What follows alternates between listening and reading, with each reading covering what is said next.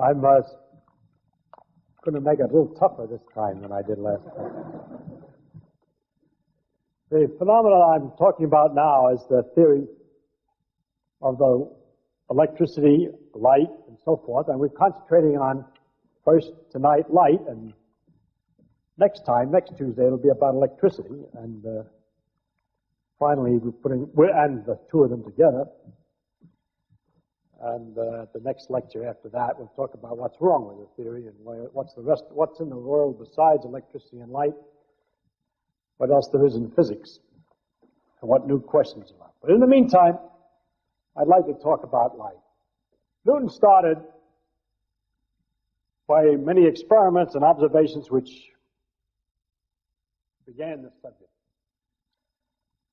He found there are phenomena that are so very, very common, but are absolutely sensational, ununderstandable, and almost impossible, supposing that light is made out of corpuscles or particles. Newton assumed that light was made out of corpuscles or particles because he made a mistake in reasoning. He said that he thought that the shadow edges were very sharp, and that meant that it must be particles, because if it were waves that went past the shadow, they would spread into the shadow. This is a misunderstanding of exactly how waves do in fact behave. They do spread a little tiny bit into the shadow, and the shadow spreads into the light of it, but not very seriously. And in fact, the wave theory of light is much easier.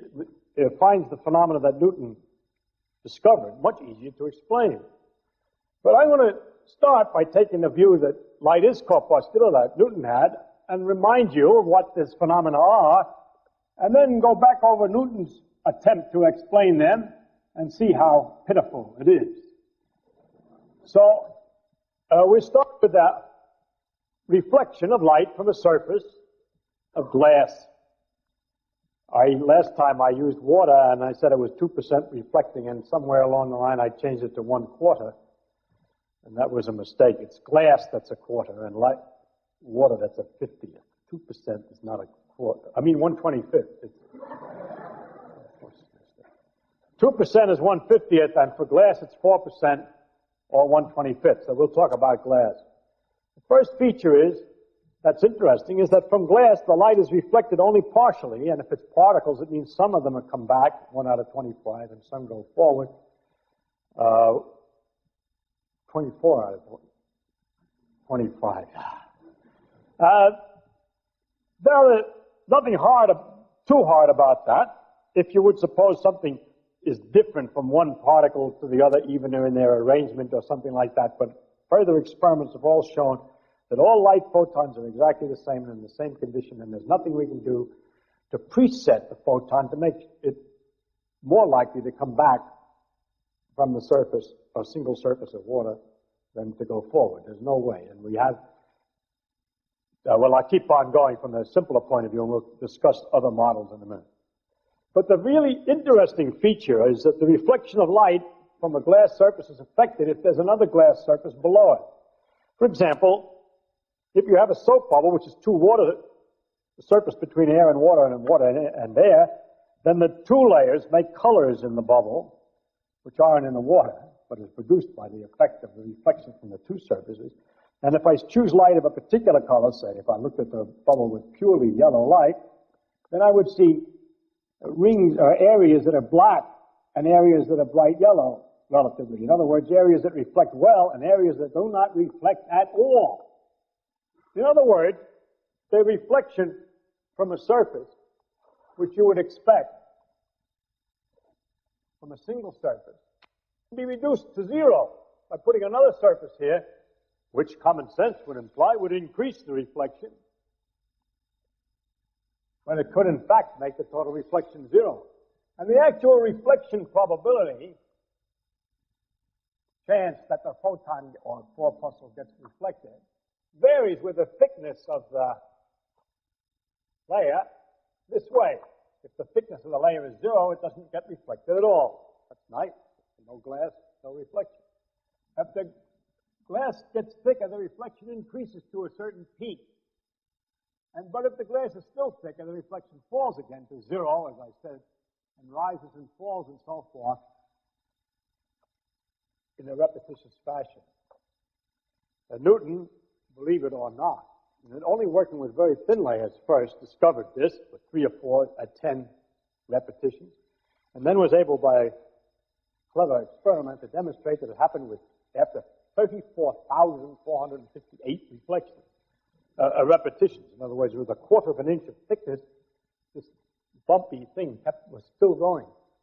Nowadays, we can do this experiment in which these two reflections are separated by so far, a meter or more, and if the conditions are just right, you get monochromatic light of exactly one color from a laser, you can still see as you move this thing, reflection strong, weak, strong, weak, strong, weak from the two surfaces. So it goes on forever. Now, how can we explain such a thing from the point of view of corpuscles? I do this to show you what a fix Newton was in, to explain it. He thought it must be purple. First, the reflection must depend on both surfaces, because it depends on the distance between them. Well, the wet one or the other surface to change the reflection. So they're both involved.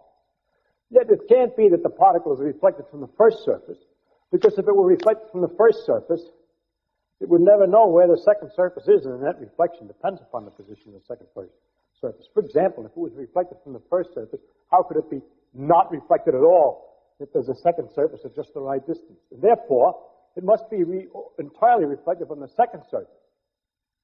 But the reflection from the second surface is affected by the position of the first one, and therefore it must be as follows. The first one, an influence, which follows generates some kind of a wave in a medium or something of a kind that follows the particle along and changes its disposition to be reflected or not reflected. That is, it gets the particle of light as it comes through, can be in different conditions, either a condition of easy reflection or easy transmission, the opposite, no reflection.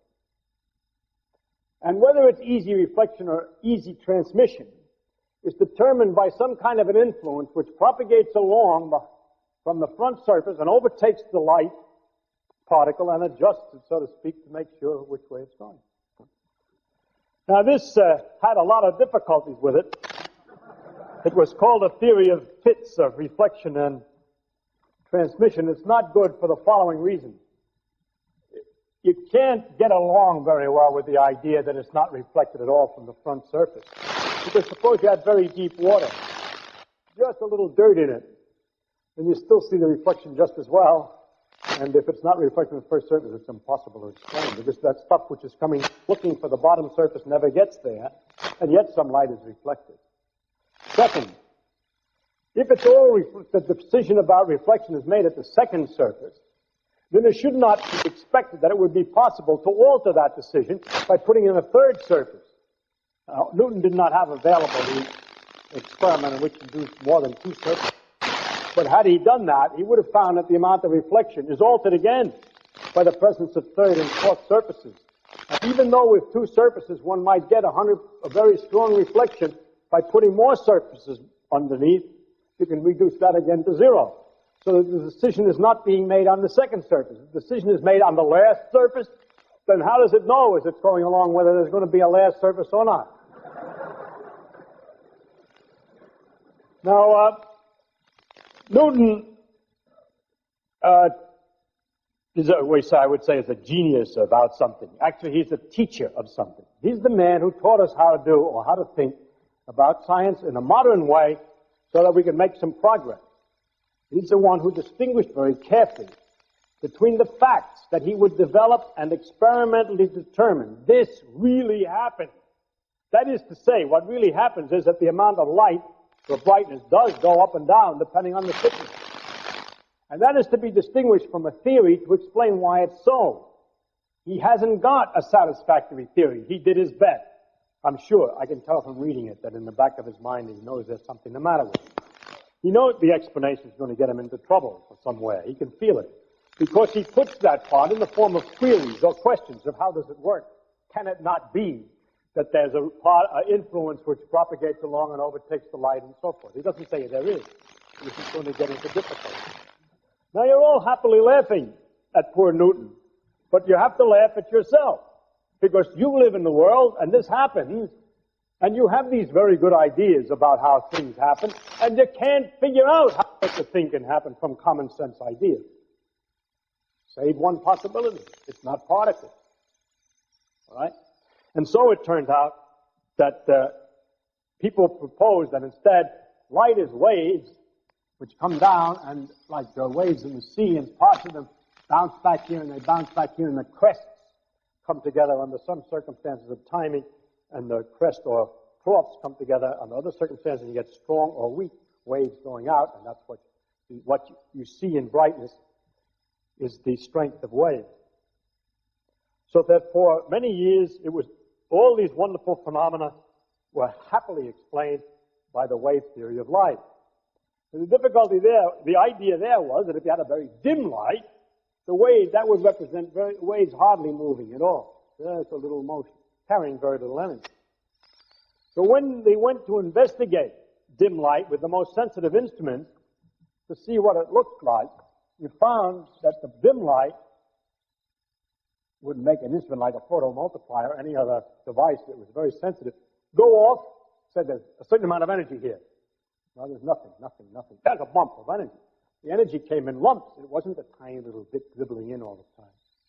And so the experiments with photomultipliers, which I unfortunately don't have a direct experience with, but the characteristics of them are that light is made like a corpuscle, so that although Newton's logic as to why they have to be corpuscles was wrong, it turned out he was right about there having to be corpuscles. And his paroxysms of reasoning that were produced by this thing, the torture of the mind that's produced by this phenomena, plus the fact that light is corpuscle, was returned to the physicist as a real problem. And it has never been solved in a solved in a way, in a description method by which we can predict what happens here. What happens here is that this is not the intensity of a wave, that is the amount of wiggling of the wave of some kind, but it's instead the chance that a particle comes as being counted by a photomultiplier. When I have the thickness so big, so and so many particles come, if I sent a light so weak there was only one particle, I send only one corpuscle, one particle of energy, one photon to the system. And sometimes it bounces back, and sometimes it goes forward, and this gives you the odds that it bounces back and goes forward. For a single layer, the odds would be 4%. This maximum height here is 8%, and 4% around here, and it can go down to 0.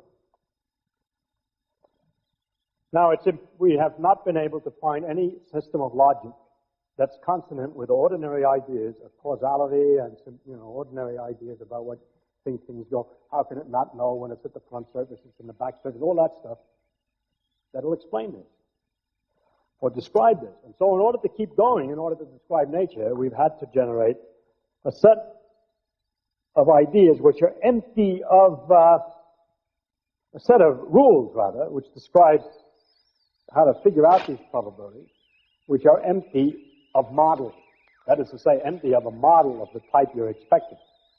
Particle is like a billiard ball that bounces against a wall and so forth.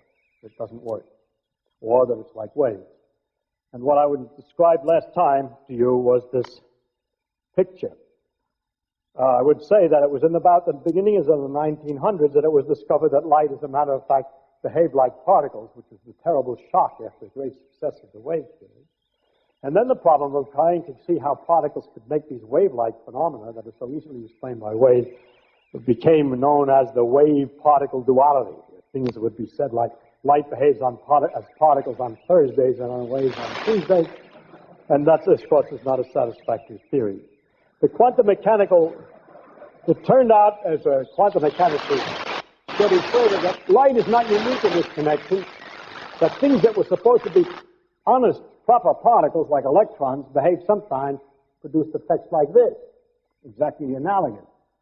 So things that start out as waves behave like particles, and things started out as particles behave like waves until both, it was clear, behaved the same way. They behaved in their own inimitable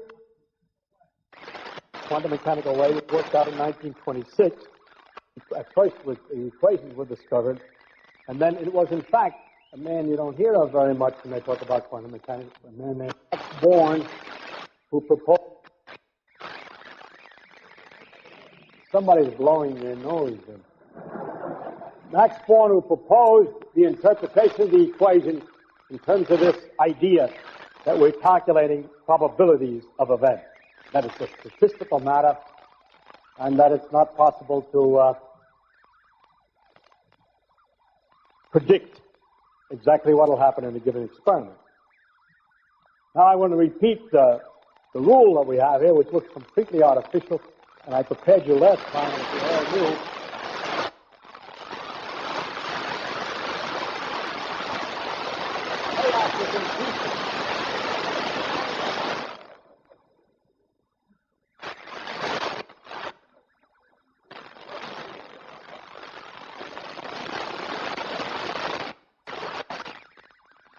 We had a similar difficulty last time.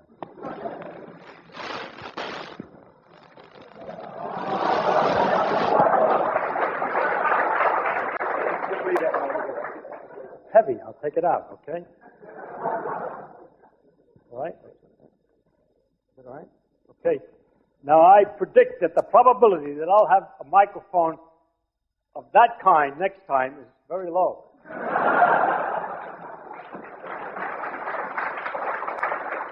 All right. Now, how do we describe this in modern physics? First, that we cannot predict what will happen. We can't tell you for a given particle whether it's going to be reflected or not. Horrors of horrors, but it's true. We give up. And second, in order to find it, the only thing we do calculate is the probability, let's say in this example, that it'll be reflected. More accurately, I should say better, this way, that if you have a source of light here and a photomultiplier here to look, the probability that the photomultiplier goes off, that's what I'm calculating. I said the probability that a photon went down and bounced back, that's bad. Otherwise they get back in the old problem again. Which surface did it bounce from? No. Just the probability that the photomultiplier goes off. All right? Now, how do you find the probability that the photomultiplier goes off? As follows. Generally, not only about light, the whole of the world is built this way, according to these modern physicists. This is just an example. Photomultiplying goes off, electron counter goes off, things like that. Probability, we calculate probability of events this way. The probability of an event that comes out in the end is proportional to the size of a circle made by an arrow on a plane, a calculating plane. Over here, it's got nothing to do with the geometry of that. This arrow on the plane is called the amplitude, sometimes called the probability amplitude for the event. So everything that you want to calculate, the chance that the counter goes off, has a probability. No, it has a probability amplitude. There's an amplitude that it goes off. The square of that, then the area, or proportional to the area. Somebody bothered me about a factor pi last time. Correctly, is the measure of the chance that the counter goes off. All right? Now, the theory, that's the framework of nature, and the rest of the theory of nature is to compute these probabilities, amplitudes, that is to tell the rule for finding the length of the arrow and where it's located. And that's what we talked about last time again, and I'm reminding you, in this particular case, it works as follows. For light that's monochromatic of a single color, let's say red, it's the following is the rule. That you draw an arrow for the reflection. Let's say, for instance, that this is, say, a single surface. Reflects, let me suppose, 4%. That is, in fact, 1/25th of the light.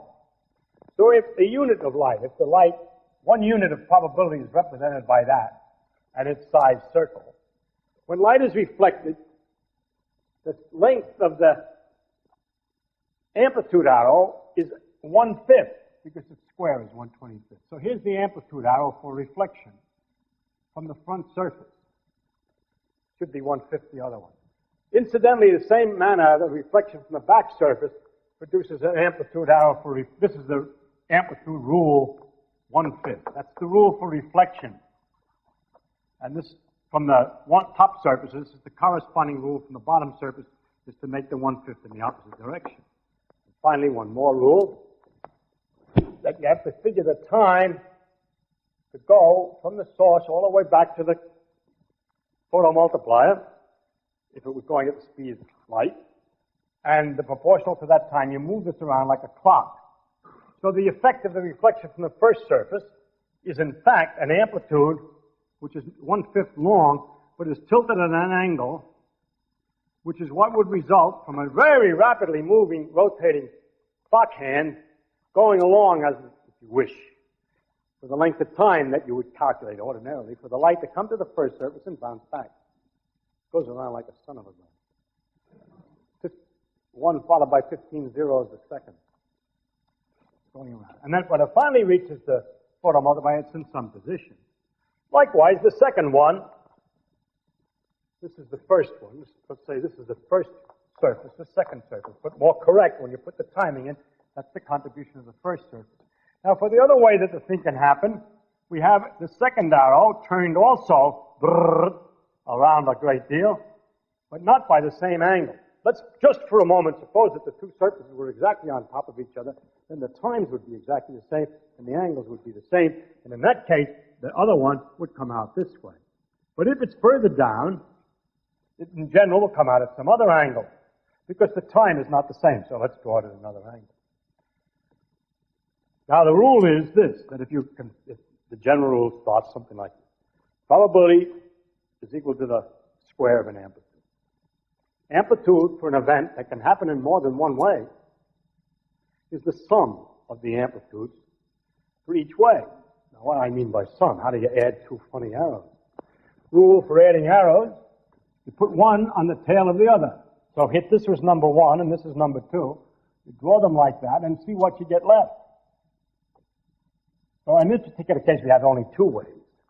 We have only 2 arrows, and I've added them together by making one chase the tail of the other. This is the arrow representing the contribution of the first surface, and that's from the second surface, and you're all bored because I told you all that last time. But hoping that there's a few more, some people, I cannot believe that everybody who was here before came again, and there's the same number of people as there was before, so I deduce that there are some people who weren't here before. Now, this then produces these effects in the following manner.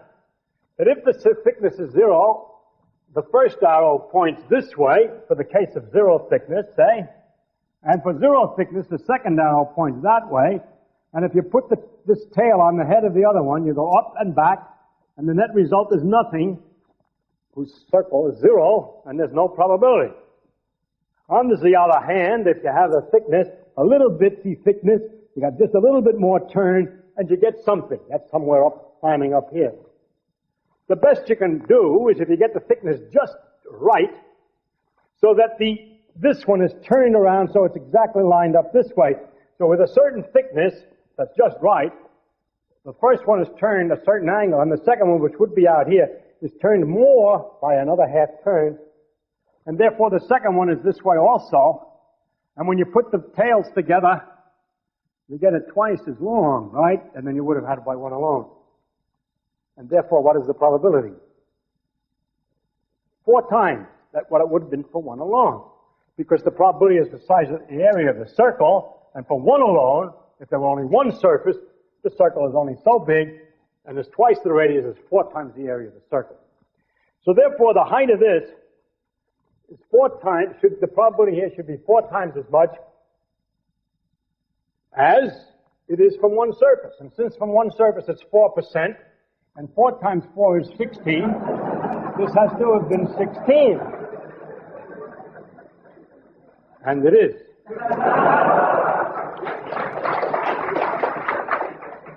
Now in this manner, of course, if we take greater thickness, the thing turns around further and further, and it goes down again, gets back into the same condition in a repetitious fashion when the timings are so. And so we understand why this keeps on going up and down, up and down, up and down. No, I'm sorry, we don't understand a damn thing, but we have described how it behaves. you'll notice that the average here, if you had some circumstance in which you average this and didn't look too close to it, the thicknesses, you had the irregular plate or something like that. But for any other reason you want to average it, the average is about halfway up. In fact, it turns out, because of the symmetry of the curve, to be exactly halfway up, and the average is 8%, which is the amount of light that you would get expected to have gotten if 4% came from the front and 4% came from the back, and our life was easy. If it weren't for these bumps, there'd be nothing to that. We could understand 8% childishly, 4% from coming from the first surface and 4% coming from the second surface, but it doesn't do it that way. It sometimes gives us, instead of 8%, nothing, and other times it gives us 16%, which is more than we want, and it ends up, on the average, giving us 8%. It gives a clue of how the old theories, the simple-minded views of what was happening, what happens in the world, why you can bounce balls and count things and do things as you expect them to do, works. It happens that these irregularities involve this distance of thickness of something like thickness of glass of the general nature of 10/1,000,000th of an inch. And therefore, for ordinary pieces of stuff with reasonable dimensions in which you're not so accurate as 10/1,000,000th of an inch, you're doing a lot of averaging, and then common sense dumb stuff like, look, it reflects 4% on the front surface and 4% on the back surface. It's got to reflect 8. Come out right. But that's because you're averaging all this fancy business with these arrows. Now, what I would like to do in this lecture is to show you, to start you off in a certain direction and to show how it is that although this model of the world is so thoroughly and utterly different than anything you've ever seen before, or expect and hope never to see again, it will explain the simple properties of light that you know. And properties such as angle of incidence equals angle of reflection, that's in there. That light goes in straight lines, that's in there. That light, when it goes from air to water, it reflects, the light goes in a certain line, you know, that, and when it goes, light goes from air to water, it changes direction. Yes, all that's in there. That if you have a lens, you can focus light to a point, and things like that. All of that's contained in this thing, plus many other phenomena. And the great difficulty I had with this lecture was this. It's so easy to derive all these phenomena that you take so long to learn about in school that I did one after the other until I found I was doing too many.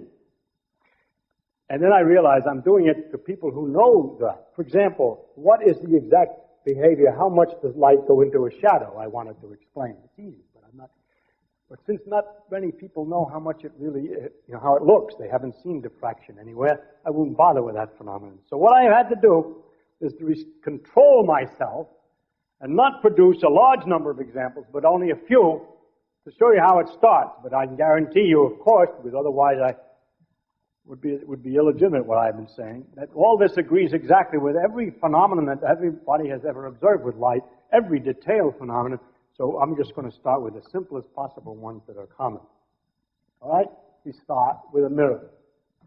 We start with the problem of determining how light is reflected from a mirror.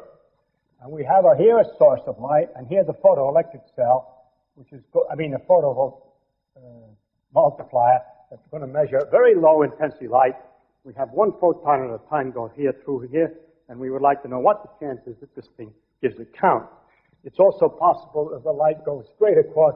To avoid that, we put a black box in here. So we have to think, and we would expect that what we'd have is that the light would reflect from the mirror like so, and that's what we usually say, and that all you need is this piece in the mirror here. This got nothing to do with the price of cheese under these circumstances, right?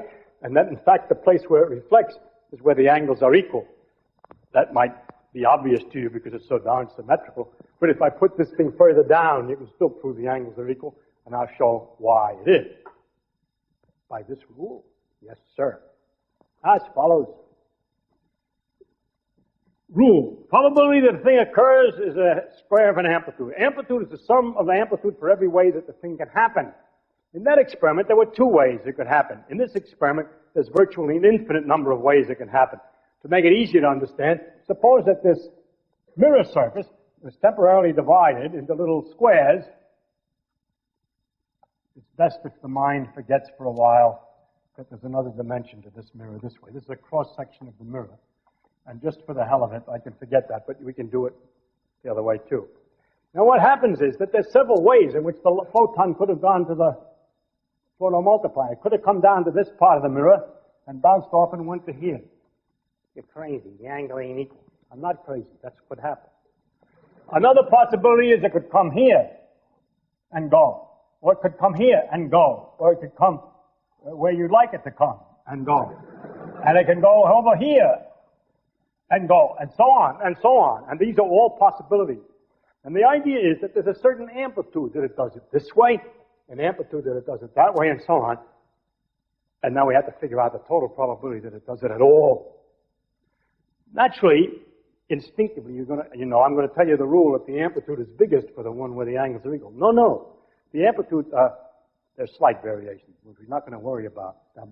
It's almost the same for this one as for that one. Let us take it easy. We make approximations here to make it easy to do, and I'm not going to absolutely exactly mathematically. I just want to explain the idea.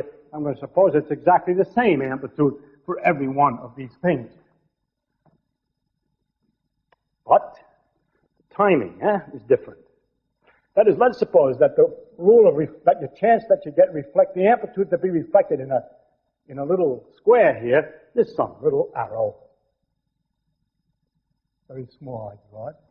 But because I have to count the total time to go from here to here to here, this arrow, the contribution of this one, gets rotated, zing, depends upon this time. And the one to go from here to here is also rotated, but not by the same amount. Because I think you can almost see that the distance from here to here is certainly not the same as the total distance from there to there. There's a time it would take. It's not obvious? All right. Then let's take a place way over here. The time it would take to go over here and then go rushing off to here is certainly longer than it would take to go the easy way. And in fact, if you were in a hurry and you had to run over to this wall and run back, you'd know more or less that the best way to do it is somewhere in the middle there.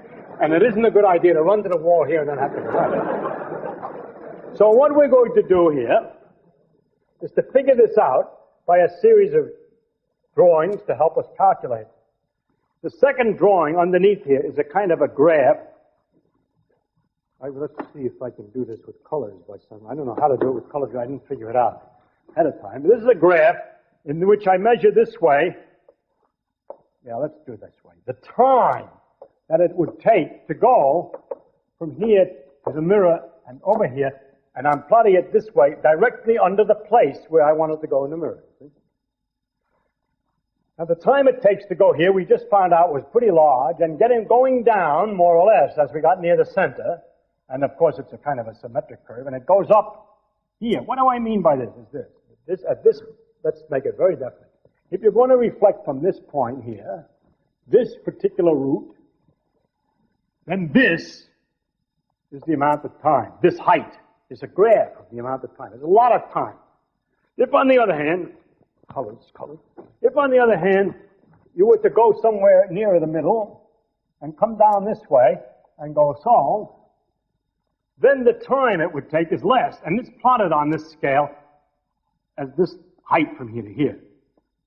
You don't have to worry about the plot if you understand the idea. The time is big, comes down, and goes back up again.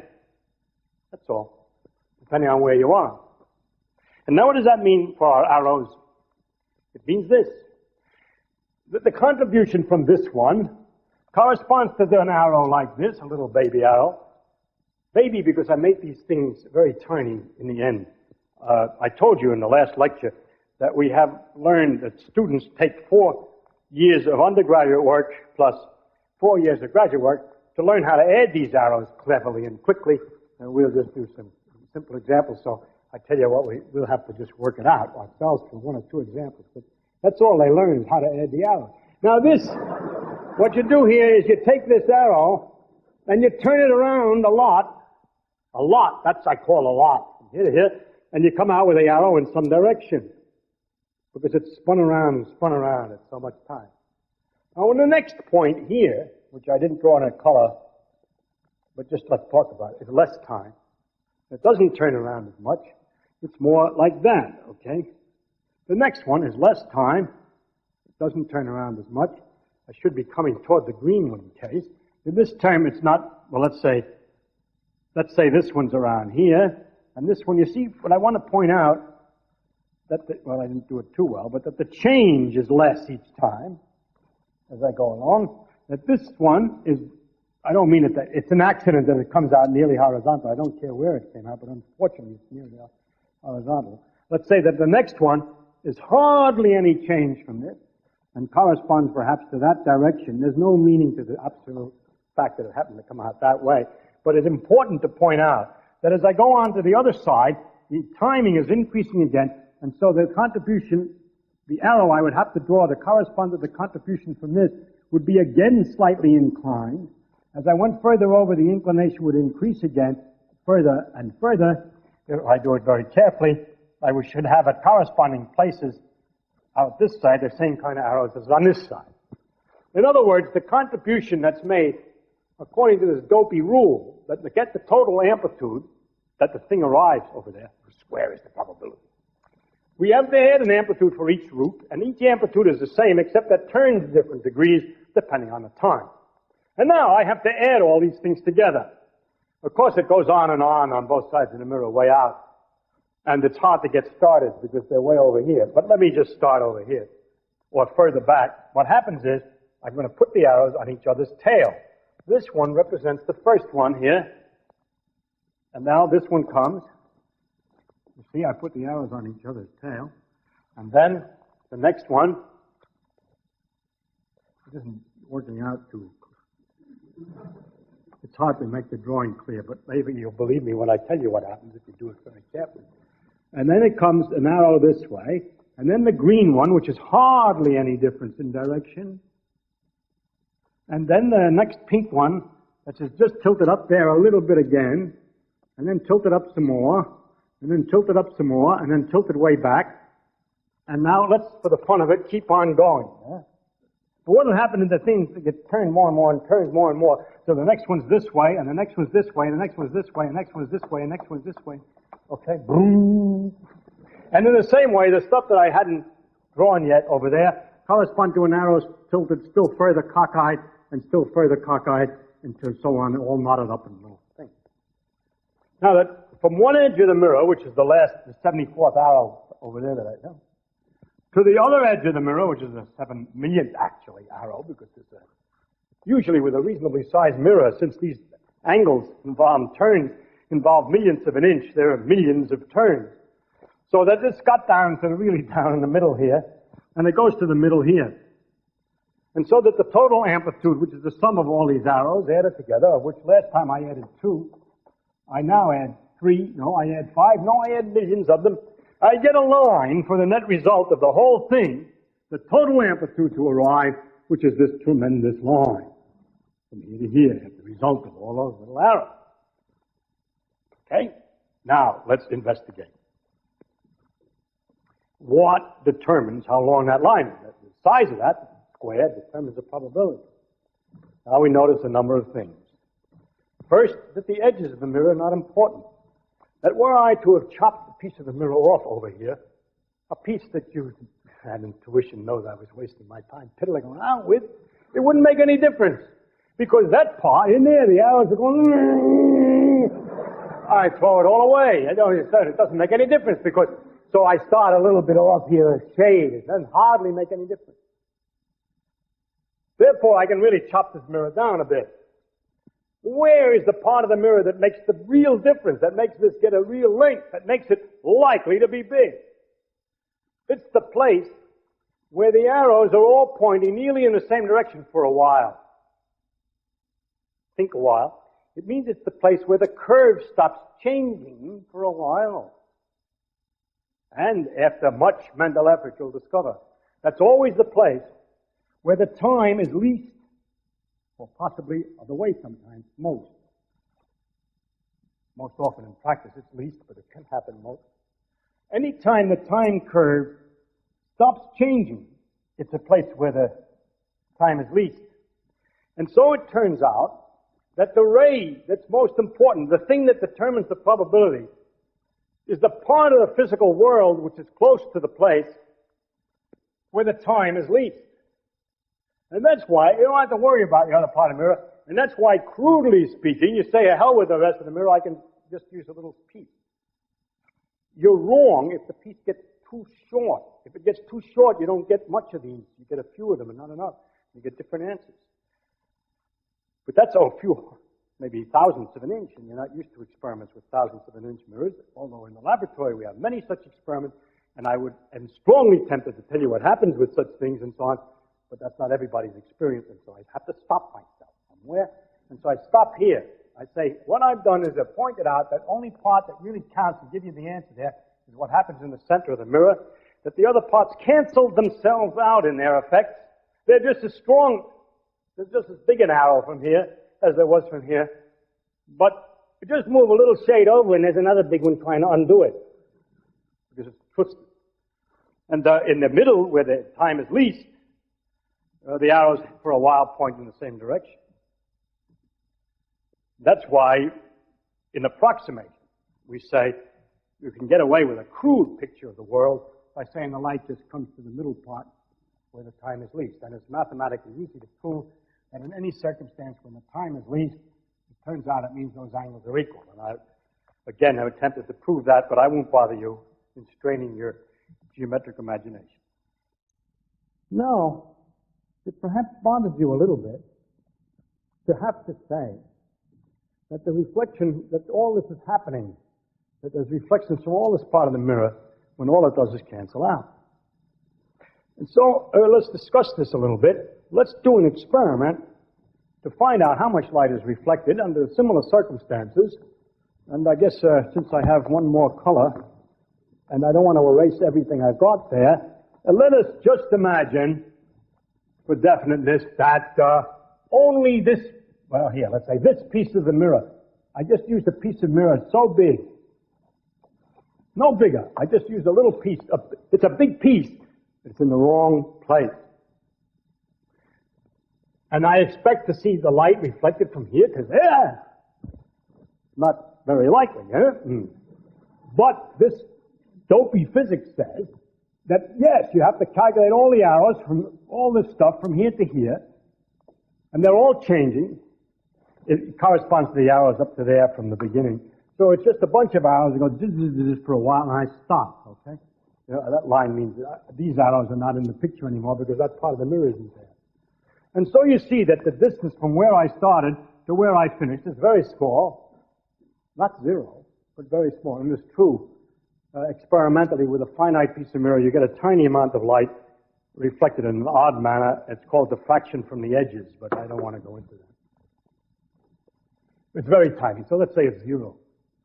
This idea that the whole thing can be there and doing nothing seems like a kind of a waste of time and a mathematician's thing only. It's not real physics to have something that's not doing anything. But watch this.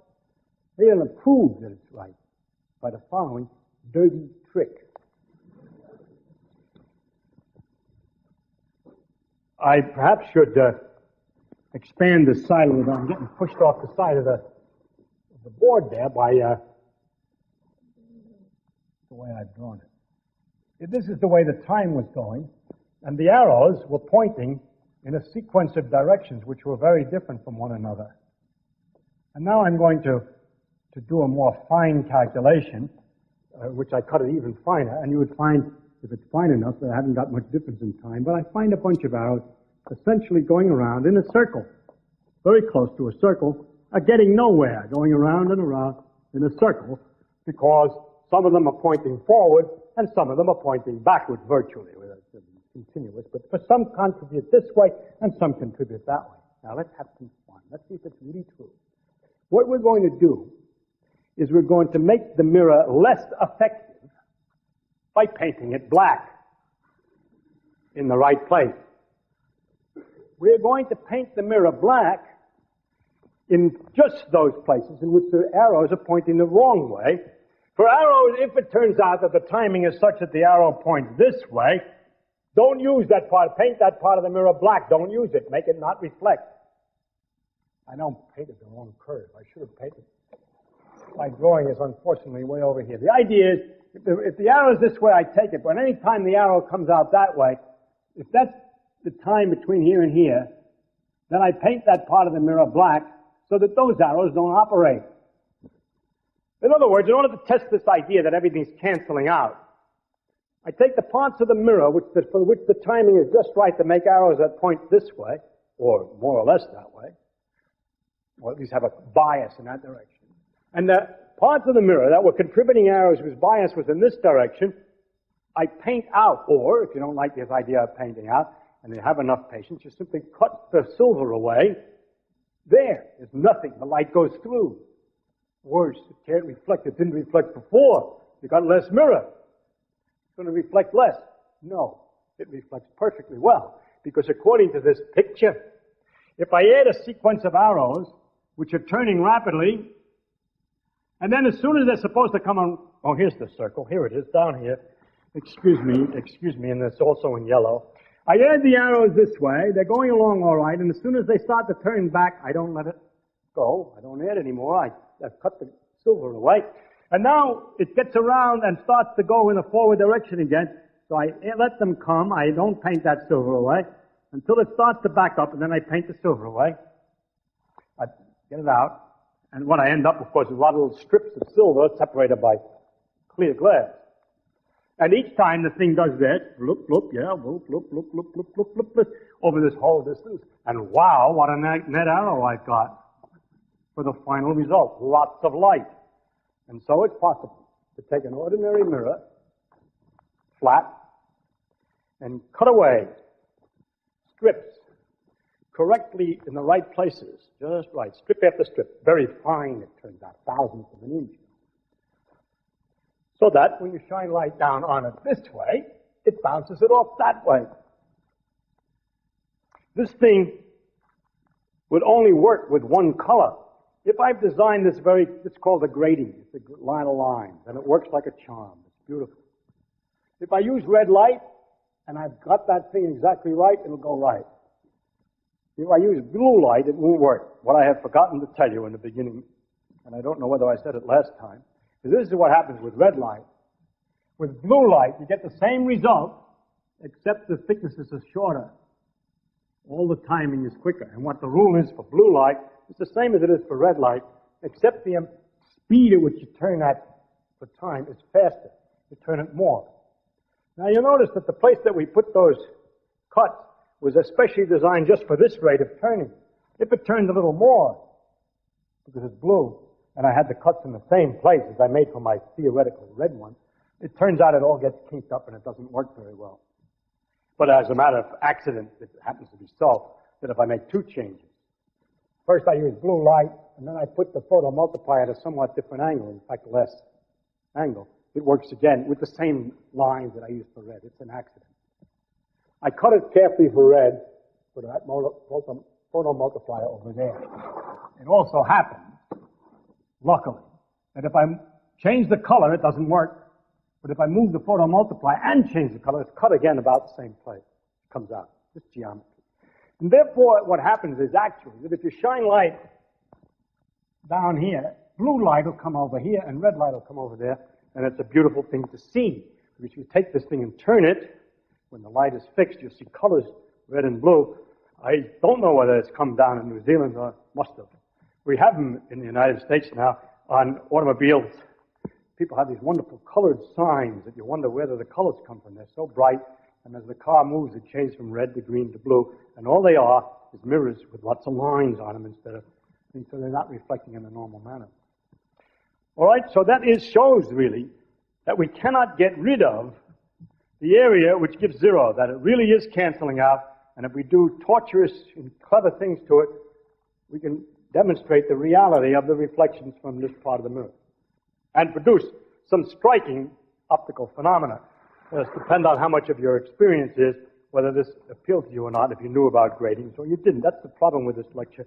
I can go on like this explaining holograms and lasers and everything else easy, except you don't know anything about them. There's no use, but never mind. I'll try something else.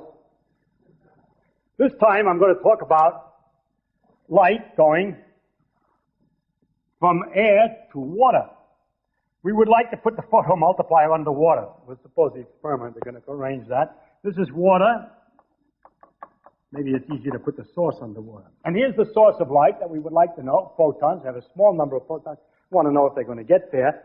And we have, again, the same situation, that the light can go this way to the water surface, and then that way to the photomultiplier, or go this way to the water surface, and that way to the photomultiplier, and it can go all different possible angles. And every one of them contributes an amplitude, and it makes a bunch of arrows at all different kinds of angles, and what's going to be the result? Same picture as we made up there. The only part that really gives a result is when the time is changing slowly. In other words, it's a minimum or a maximum. Minimum. Now, in this particular case, in water, I didn't tell you about this, but in water, when you're finding the amplitude, the rate at which the thing goes around in water is slower than in air. Or better, maybe it's a better way, excuse me, better. I made an error. What I said was wrong. Light travels slower in water than it does in air. So that the time when you calculate for a length in water is not the same as in air because the light goes slower. So that these lengths are more important, so to speak, than in here. What you need to do to find out what's the most important of these pairs. Remember, as before in the case of the mirror, many of them all canceled out and didn't make any difference, but there were some that were important when the hours were always the same, when the time was minimum. So what we have to do is we have to figure out to go in here and to come down here where the time is minimum. The idea is, suppose that you were really in water, and you went in a boat, you could only go slowly, and then you could run quickly on land. But the beautiful girl is drowning here, and you're the lifeguard, and you can swim slower in water than you can run on land. Where do you hit the water? You rush this way to the water and swim like hell. Actually, there is a place that's a minimum, which it would be foolish of a lifeguard to analyze and calculate under the circumstances.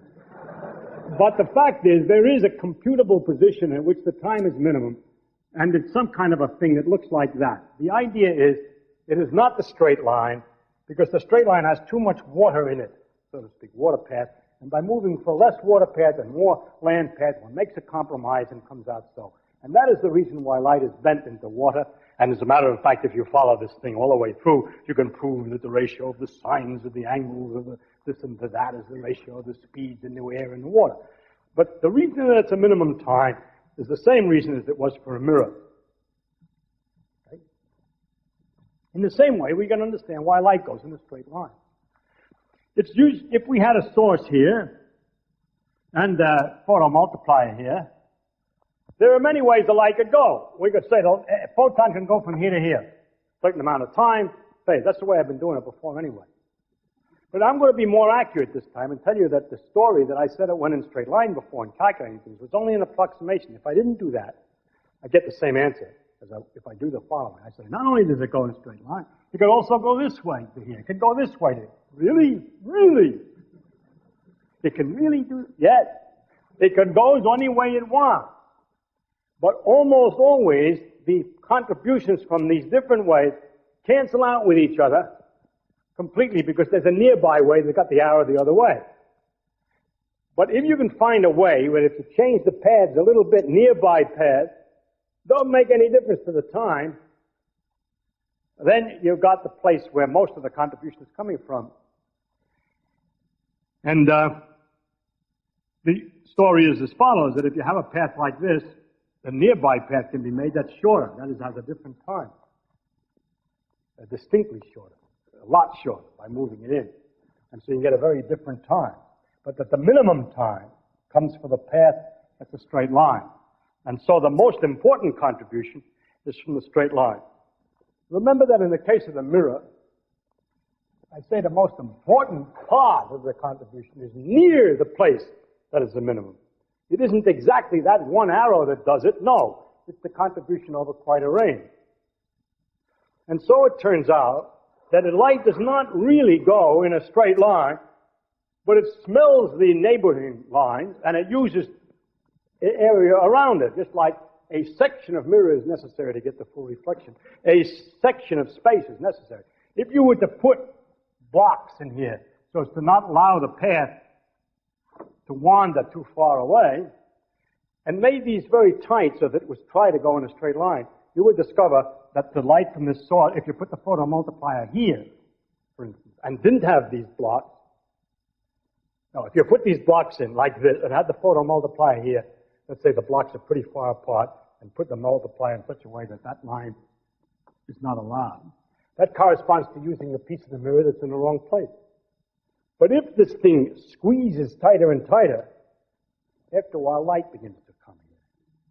The reason it comes is that you've only got a few of the arrows. It's just as if you used I didn't show you in this case, it's the same idea. If you did have the mirror in the wrong place but used a very short mirror, then there's not enough range for the arrows to cancel each other, just a few that go one way and it stops. And so what happens is that there's a little, if you cut this very fine, the light spreads, that it doesn't go in a straight line. And if you try, therefore, to squeeze light into a small hole to make sure it's going in a straight line, you discover that it no longer goes in a straight line. This is a few examples of how the theory of thing is worked out. Let me just do one more, which is interesting. Instead of dealing with all the net result of adding all these, in empty space, of adding all these different possible pairs, is in fact turns out to be the same as if you just took this one pair. Very closely, for approximately, well, essentially. I mean by that, there's just another factor. The angles are the same. If we think about this in a special case, let's draw an artificial line here that means nothing. It's just like the equator of the Earth. It's just a line. And then consider pairs which are straight in two sections and ask, what about light going this way, and this way? So you don't have too many different pairs to add. We restrict them to be double straight line sections. Then by exactly, the answer is exactly the same as for the case of the mirror. The time to go this way is a big time, and this changes and changes, and it changes rapidly. And if I plot it this way, the time for these different things, this is a long one, that's a short one, that's a long one. This time you can figure the time immediately in your head, because the time is just the length of that line, and you can see that that's long and that that's short. Now, let's have a different kind of a game. Let's do something to make this one longer so that it's the same as that one. Let's fool the light so that all the pairs are the same length of time. How can we? I told you it went slower in glass than in air. So let's put a piece of glass in here to slow it up so as to take a little longer. Let's say we're not going to do anything to the path out here. That's going to be the key time that we're going to make everything equal to. Now the one that would go through here straight would have got there too fast. We slow it up for a while, and by slowing it up, we bring it so that the time it takes is the same. Now there was a path that went like this, and that had a time so. It's also too short, not as much as the other one. We have to make it take a little longer, so we have to put a piece of glass in here. This glass is not as thick as this one because we don't have so much to offset. The nearer we get to the top, the less we have to use glass to slow it up, and the very last one needs no glass at all. When you put all these funny pieces of glass in there, the net result, of course, is that you're putting in a piece of glass shaped like so. The result of that is that the time, now, with the glass in, by careful design and the exactly right shape and right thickness, you just found out how to calculate the thickness exactly, just put the right thickness in to compensate the time, you will find that the times now are all the same, no matter which path it is of these straight line times. What happens then? Now, each one of them contributes its amplitude. Yes, amplitude, same time, same, whatever the angle of one of them is. The next one's the same, the next one's the same. You straightened out the arrows. What a dirty trick. You straightened out the arrows. And there's a lot of arrows. There's millions of arrows. And so the result of this is that they get to the final result from the front to the tail. A sensationally large, unexpectedly enormous arrow. A high probability of going. Of course, you know what I'm describing. A focusing lens. If you have a source of light here, and it just sends light to here, it's kind of weak because it spreads. But if you put a lens here, it'll concentrate it right away again back to here.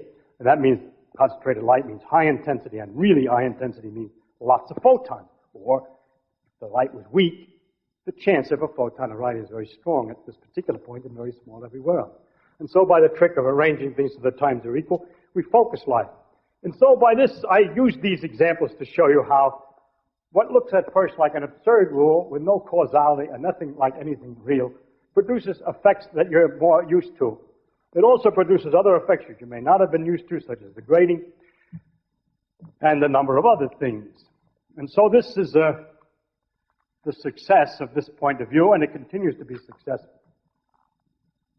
And I would summarize it by saying what we know so far is that the probability is equal to the square of an amplitude, then they need a calculus of the amplitude, then an amplitude for an event that can happen in several different ways.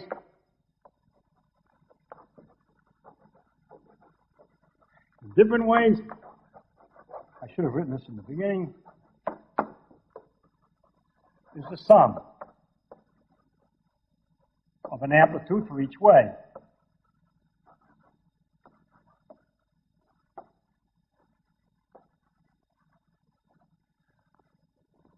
Now I have the rest of that should be really all that is really necessary to understand.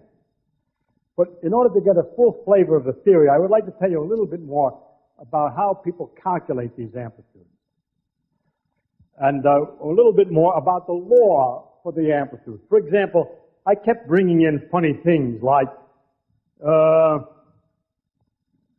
when you have a reflection, you have a little arrow. When it's from the other surface, you make the arrow backwards.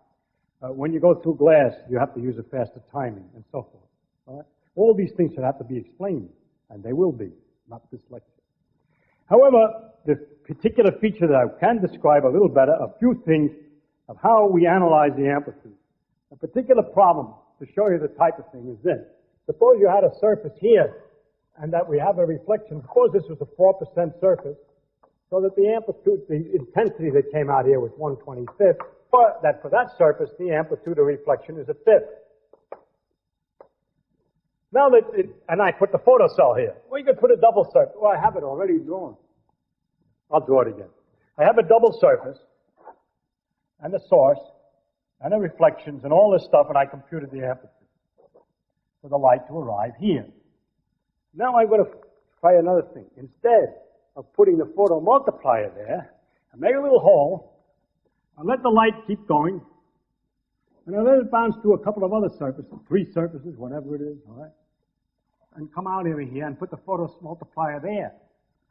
How do I figure out what happens, what the amplitude is? Now this amplitude in this particular thing can be thought of in, as so to speak, 2 problems. One, if light starts here, what's the amplitude to get here?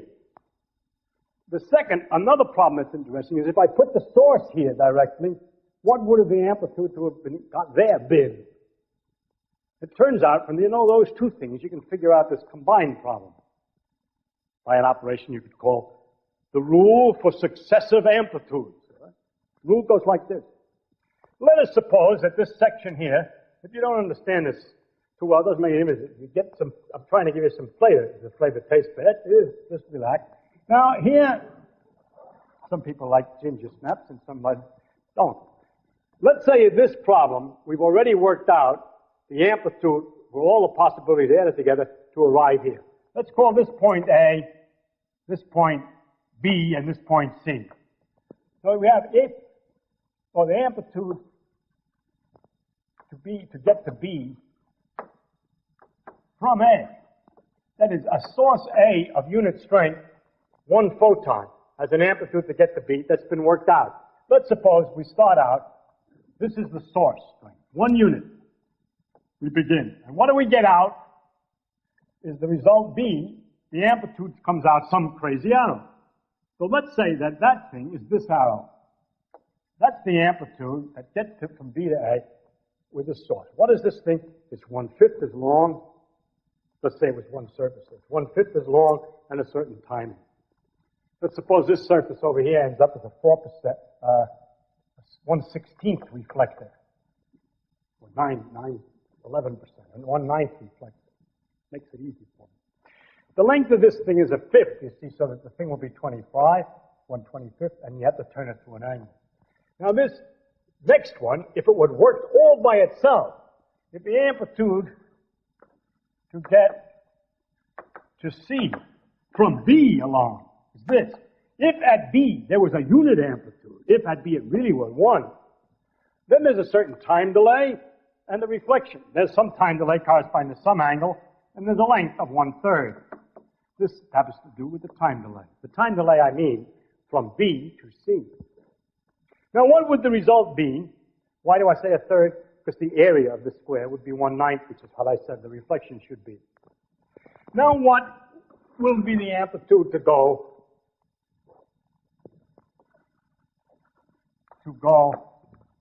get to C from B, from A, all the way?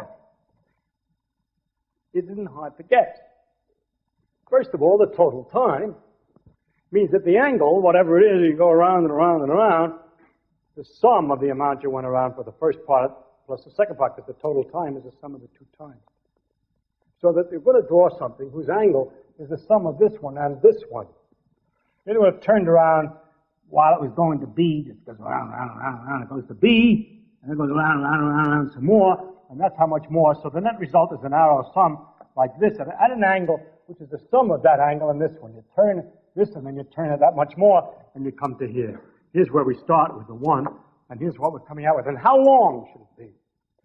Well, the chance that it gets, of all the light that comes down here, 1/25 is reflected here. And of all the light photons that come here, only 1/9 is reflected there. So it turns out that that means that the of the light, let's say I had 1,000, I have bad numbers. I should have taken better numbers. What you have when you finish is 1/25 times 1/9 of the light. 1/225 parts. Out of 225 photons, about, on the average, 1/25, 19 photons get through here. And of those, 1 goes here. So 1 out of 225 come out, which is, by the way, 1/15 times 1/15. 15. So therefore, this size of this is 1/15. Now, the 1/15 can be, this composition, this is the rule of composition. Add the angles and multiply the length. So you have two events in succession. You combine them by this rule of composition, that you add the angles and multiply the length. Putting an arrow on the tail of another arrow to find a final arrow, we call adding the amplitudes. Composing them this way, multiplying their lengths and adding the angles, we call multiplying the amplitudes. The reason we call it multiplying is interesting, therefore, that arrows can be added, can be combined by two operations, putting them on each other's tail and multiplying them together like this, which we have called adding and multiplying. And the reason we call it adding and multiplying is it obeys all the right rules of arithmetic for addition and multiplication. All of the rules such as, I don't remember the rules. A times B is the same as B times A, for instance. A and B are these arrows, combining it this way and meaning by times this composition rule, then it continues to be right. Now, the rules of algebra are things that are studied by mathematicians, and mathematicians have tried to find all the objects that you could possibly find which obey those rules. The rules were originally made for counting apples. It was improved by using negative numbers. It was improved still further by inventing fractions. It's still true you can add and multiply fractions. You can use unending decimals to represent numbers and add them and multiply. We have today become very sophisticated. In the early days when mathematics was first developing, and it was said that a number is something like when you count the number of apples or people or something like that, then the whole idea of a half a person was a problem. But today there's no difficulty at all, and nobody has any moral or discomforting, gory feelings when they hear that there are 3.2 people per square mile in certain regions. It doesn't bother them. They don't try to imagine the 0.2 people. But what they do is they know what they mean, that if they multiply that by 5, it gets to be 16, and so forth. And so some things that can satisfy the rules of arithmetic can be interesting to mathematicians, even though they're not represented by numbers of apples absolutely, and without having to picture exactly what it is. And these arrows on a plane, which can be combined by two operations, tying them on each other's tail and combining them by this multiplying and adding angle business, those two rules, adding and multiplying, obey the same rules as algebra, and these amplitudes are in fact called some kind of numbers by mathematicians, and to distinguish them from ordinary numbers, they call them complex numbers. Makes it hard, in other words. So for those who have studied 4 years of university, or enough algebra to have come to complex numbers, I could have said all this by simply saying amplitude, the probability is the square of a absolute square of a complex number.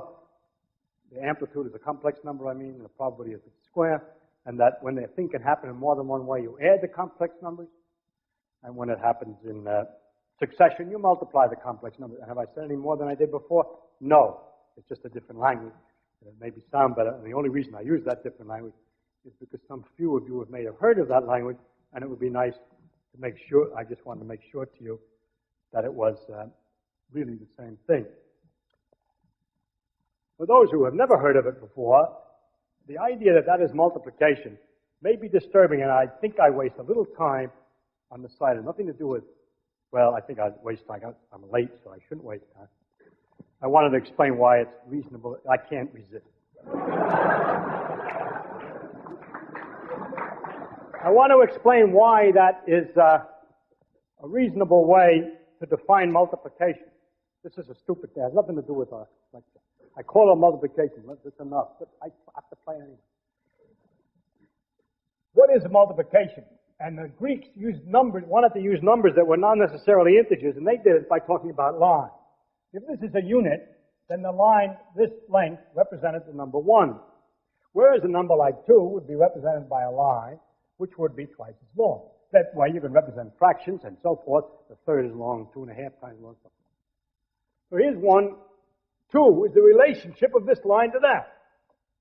Now 3, you might get, is the relationship of this line to that. All right? I have to write the unit. In order to understand what this number is, I have to tell you how big 1 is. Now what's 6? The product of 2 and 3. It's a line also. It's a line. It sticks way out. And it's like so. It's got 6 notches on it. 6 notches. And the way of looking at it is to say that the problem is this. I want to convert 3 to 6. I want to multiply by 2. The idea is that the 3 line that I had before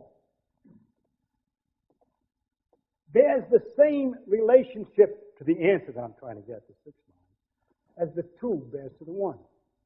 6 is twice 3 in the sense that this relative to that is the same as the 2 to 1. Right?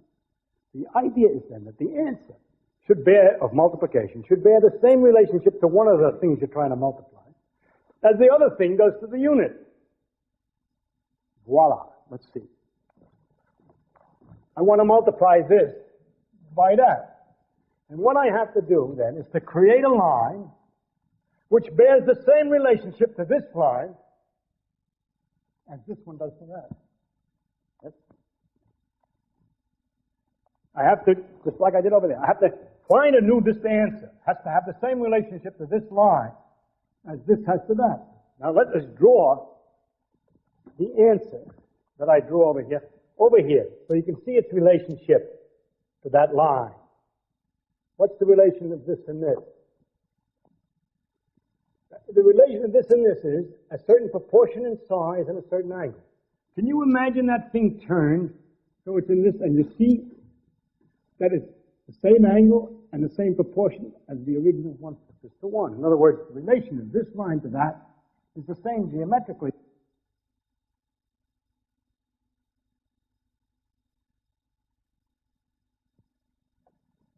And so that's why it's multiplicative. It has the same geometrical property, a property, though, that fits on lines which are tilted, not just lines which are horizontal.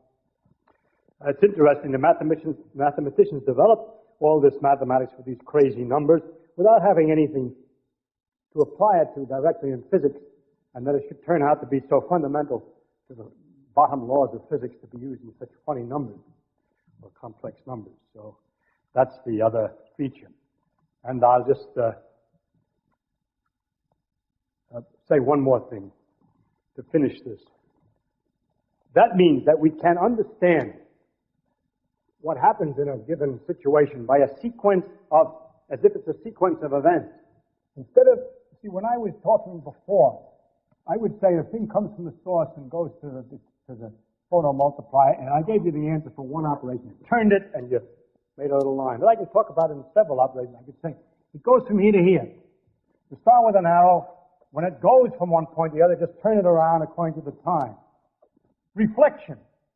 Reflection is a little 1/5 arrow. Multiply by that. That means shrink it down. Next, go from here to here. That means take the result and do again the same next thing, which is rotate. Now, finally, I would like to say, what I'm going about to say is to show you that we have still simpler laws than the ones that I talked about.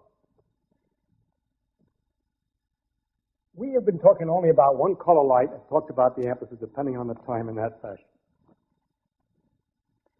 What is the difference between one color light and another color light? The speed at which that goes around. But in space, light is light is light is light and doesn't know where it came from. And what another picture is, different picture is this. Now, light, if you want to know the amplitude that it arrives at a certain time, I'm going to put time into this argument now. It arrives at a certain time in a photomultiplier. We suppose, well, I think, since I haven't figured out, I'm sorry, this is very amateurish, isn't it? I haven't figured out what I'm going to talk about completely next lecture, and I haven't got quite enough stuff to fill it up. And therefore, I'm going to leave this little thing to the next lecture so I can fill it up. I will tell you what the idea is, that the time has to do with the, well, I'll discuss that the next time. The other thing is, I have tried, and in the case of monochromatic light, I have completely described the rules for the amplitude. If I add one more thing, which I haven't, that is, I have to talk about what happens in a vacuum first. And when a light goes a certain distance, it's true that the angle turns, but there's another rule which I have not discussed because it's not very interesting relatively, and that is that the amplitude to go a certain distance, besides turning, shrinks. If you go far, it gets small. Everybody knows that the chance of finding a particle far away from the source goes down as a square of the distance. And that means that the amplitude goes down as the distance. In other words, when I was drawing these arrows, as I made them go further, I should have shortened them a little bit. Those are kind of approximations. They have nothing to do with the excitement of how it works, and I didn't want to bother you with such accurate detail. But if I once tell you that the thing turns at a certain rate and goes down in length proportional to the distance that it went, I have completely defined exactly the properties of the propagation of light of one color except for one other technical thing. Light, as it turns out, even if you specify the color, I have to say this in order to tell you exactly, how much you know and how much I haven't mentioned. Even if you specify the color of the light, there's one other feature that light can have. There are two kinds of photons with the same color. We say they're polarized. If you use Polaroid, for example, you let through light that has only one kind of axis. And another piece of Polaroid lets through the same kind of photon. But if you set that other piece of Polaroid for its axis the other way, so that it'll pass light with the other kind, then no light will get through, where the first one only passes one kind and the second the other. All these effects of Polaroid and polarization have been entirely left out of this discussion. Why? Because my purpose is to give you a complete feeling of the difficulty of the subject, of the confusion, the interesting philosophical problems about probability, the succession of amplitudes, how little we really understand, and so on. And the fact that there's two different kinds of photons is not qualitatively different. It just means a little bit more calculation, but of the same style. It doesn't change the style of the analysis. And therefore, in spite of the fact that I've left out a number of things, such as how the amplitude changes with distance, and the fact that there's polarization, makes my lecture incomplete in the sense that I therefore have not given you the exact law for the propagation of light. Not quite, but damn close. So close that it contains all the mysteries, all the peculiarities, and so forth in a perfectly satisfactory way. And I hope then that you're satisfied and you're confident that I haven't left any essential difficulty out. The things I've left out are not difficult. They take just another lecture of technical points rather than any new difficulty. One thing, though, I must say, and that is, we've been talking about light going through a vacuum, and then I had a rule about it's reflected by a certain amount when it goes, it has a certain shrinkage when it comes off a surface. When it goes through a medium, it gets slowed up, and so on. These, it turns out, are not really the properties of light. They have to do with the properties of matter. You can't get reflection without having a piece of glass. It doesn't go slower unless it's in the glass. It really, as it turns out, is not going slower. It's curious, and we're going to find out exactly what it does. In order to explain it, we have to know what the electrons in the glass are doing and how they interact with the light. And I'll summarize the most wonderful fact is that light never does anything, really, when you get down to it, except to go in a vacuum from one place to the other. It's emitted by one atom or particle and absorbed by another. And it never goes and gets slowed down or gets reflected. What reflection really is the light goes down, is absorbed by something which shakes it, and that emits a new light which comes back. Reflected light is really not the same photon coming back as went in. The photon from the source went into the glass, and from the glass comes out a new photon. This is an interesting thing that makes light in the end simpler and simpler and simpler. And what I was trying to get to in the last step was to show you how ultimately simple it is when it's only in a vacuum. And the complications of funny laws for reflection and funny laws for going through glass are really the result of the interaction of light and electrons. And that's why this subject of discussing physics can't go on any further until I want to discuss matter. And the next lecture will be about matter. All right? Thank you.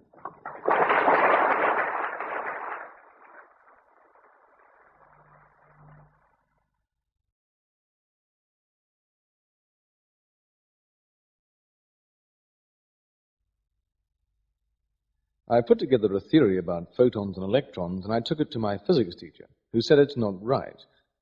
Since he didn't describe the theory with great detail, I cannot answer. But I will say something that I forgot to say in the lecture. One has the advantage of using questions to finish the lecture. I really had,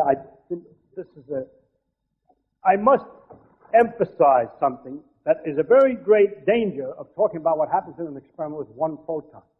Because after a while, you get the idea that these arrows are somehow associated with a single photon. It's a mistake, and I should have not permitted that mistake to be generated by mentioning as early as possible that it's not right, and that one of these amplitudes are not the amplitude to find a photon riding around somewhere, but the amplitude that an event occurs. And I give an example why your professor probably said no, by giving you a problem, so to speak, of the kind that we answer with these amplitudes, which is of a different style than the ones I've been mentioning, and requires more thought. And I would just at least, and then, as I say, I don't know exactly what your theory is, and maybe it's okay to satisfy this example, but nevertheless, let me know next time.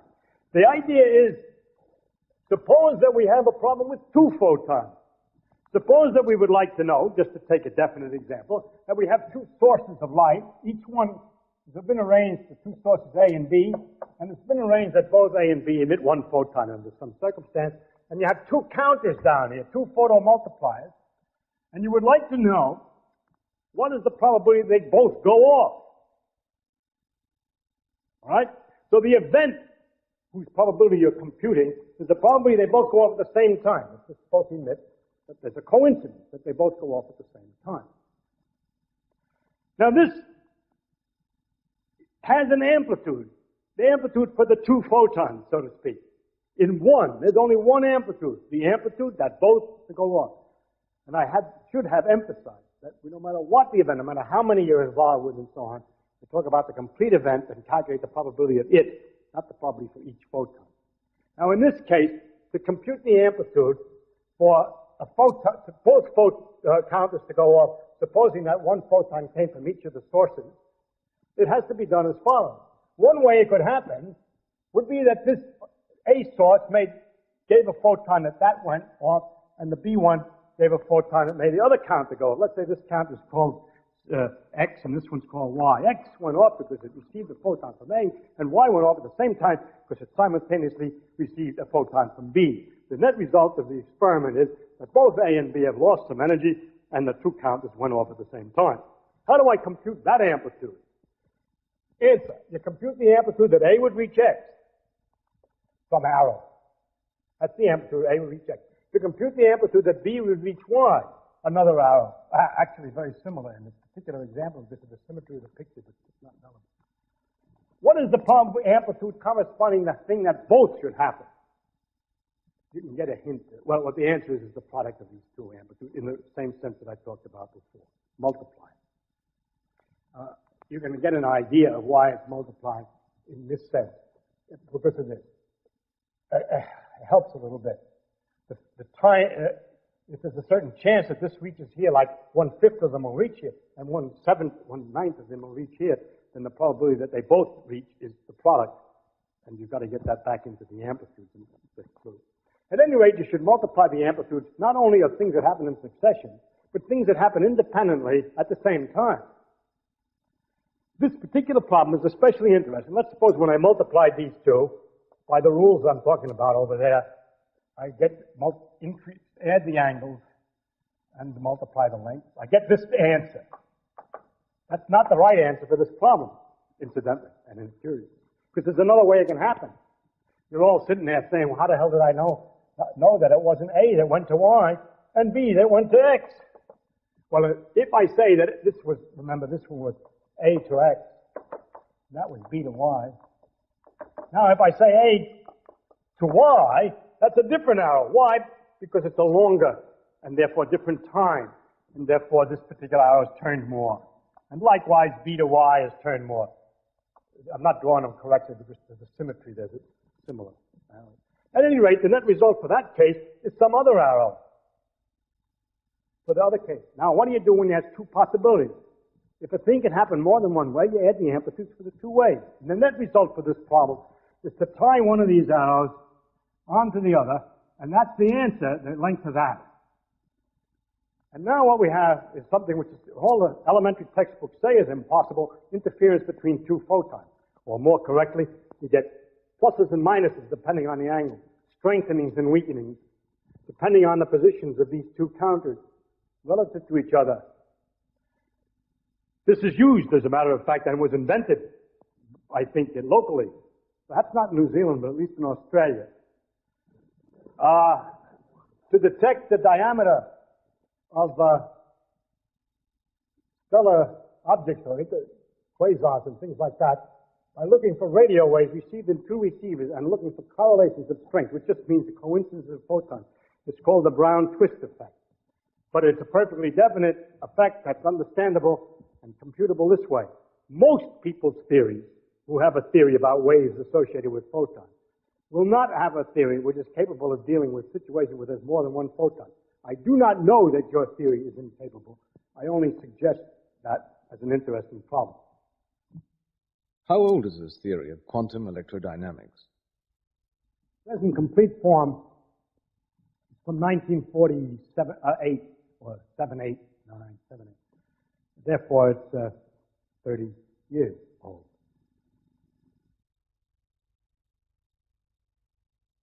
That's what the subject of these lectures is. As you see, the reason it's so difficult to filter down is the resistance of your mind to such models. People who hear that all I'm going to do is make a couple of arrows on a board to calculate the chance that something happens, says this guy doesn't know physics. But this is the guy who knows that that's what you have to do, and admits, therefore, that he doesn't know why he's doing what he does. And you can have the confidence that when I say I don't know what I'm doing, that probably nobody else does either.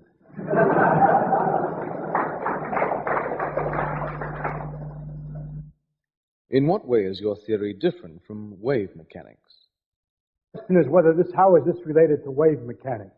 Now, the reason I hesitate is there was a thing called wave mechanics, which is a quantum theory of wave theory. And there's also another sense in which we might be using the word the mechanics of waves.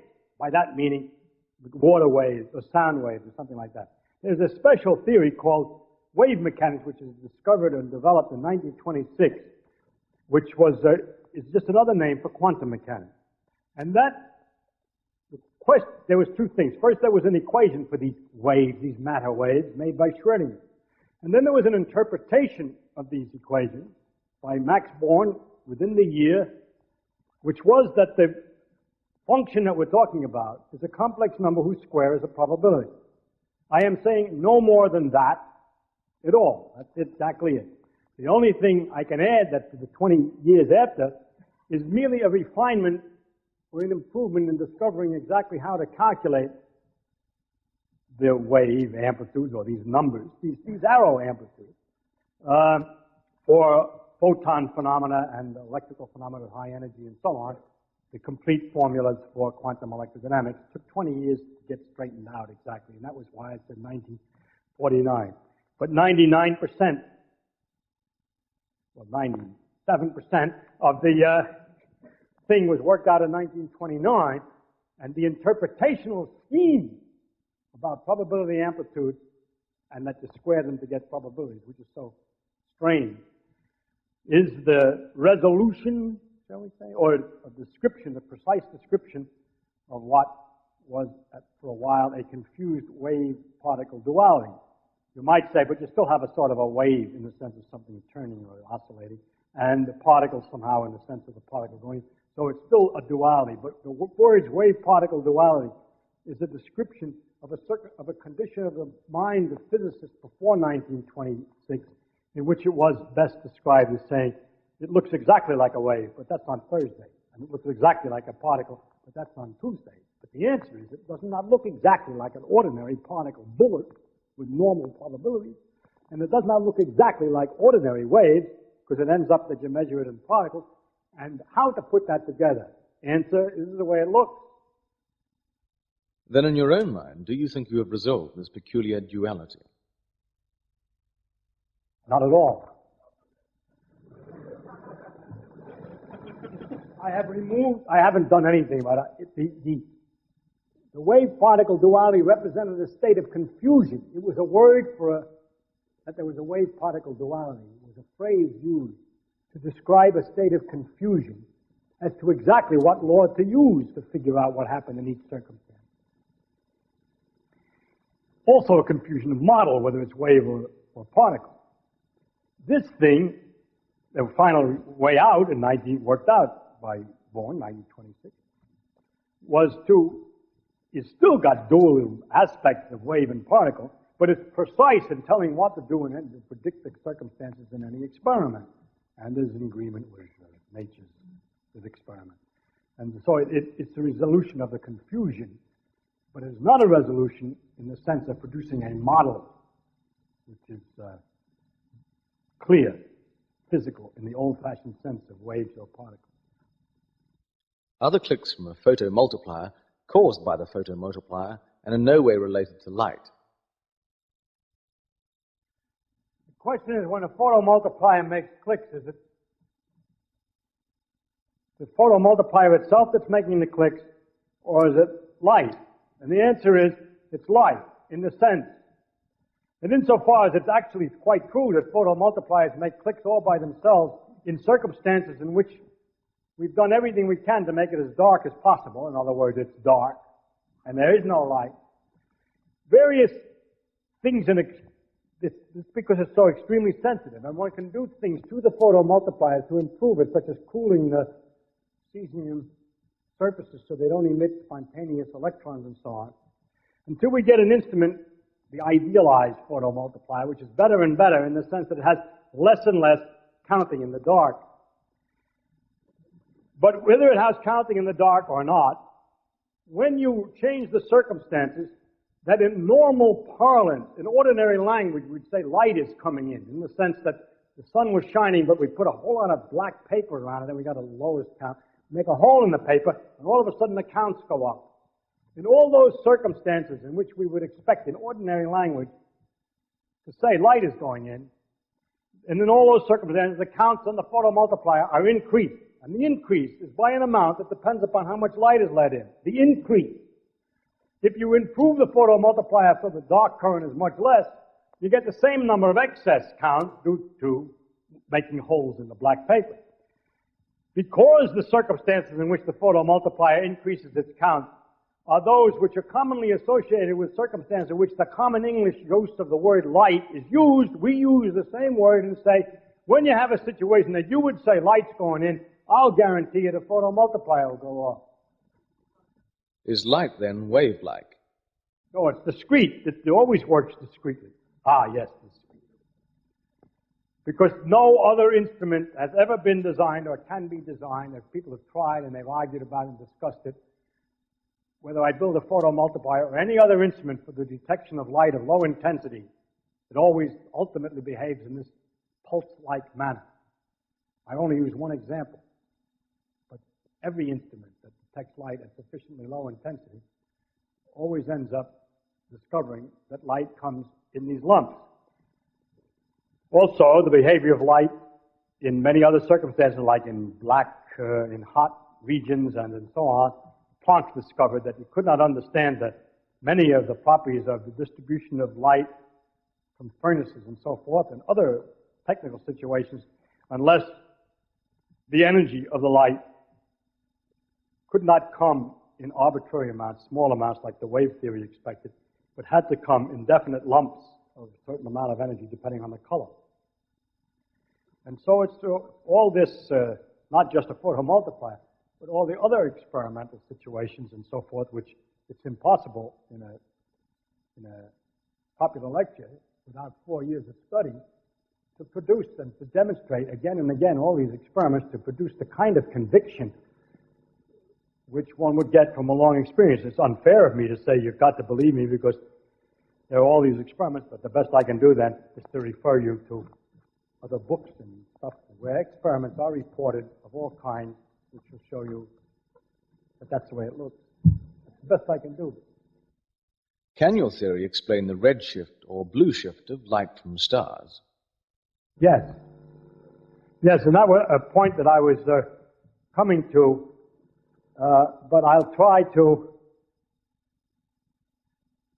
because of the time, I guarantee you, if you promise to come next time, which is next Tuesday, I will contain it. I had intended to put it in this lecture, but I saw that was one of the things I was coming to. The idea is relatively simple, and I'll try to explain it. The color of light has to do with the speed at which that amplitude turns around. I never talked about how the detector would look, or the photomultiplier would see if it was moving toward the source. But what happens is that the time that we're talking about to get the amplitude is always shorter as it approaches the source.